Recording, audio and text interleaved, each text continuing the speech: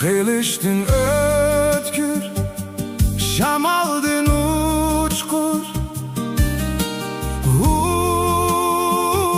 Yürek iken denizdin tren, quyaşdek roşen. Yürek iken peydin mu nazuk, tağdın mu iğir. Yürekken Yürek insanda, demek insanda yüreknin rolü. Hem kirek iken, hey hey yürek iken, hey hey yürek iken, kirekken yine bölekken. Hey hey yürek yine, hey hey yürek yine, kirekken, kürek iken.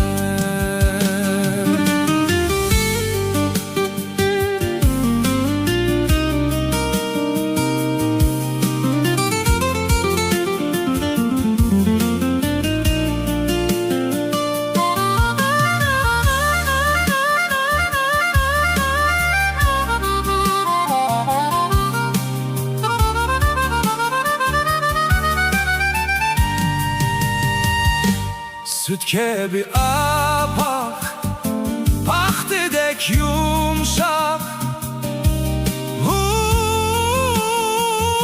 Yürekken taştın mu kattık, kehridek açık.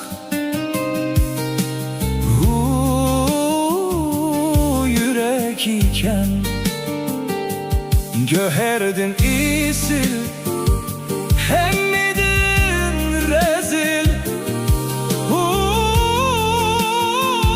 Yürek iken demek insanda, demek insanda yüreknin türü.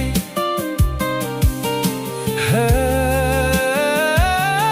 bölek iken, hey hey yürek yine, hey hey yürek yine, kirek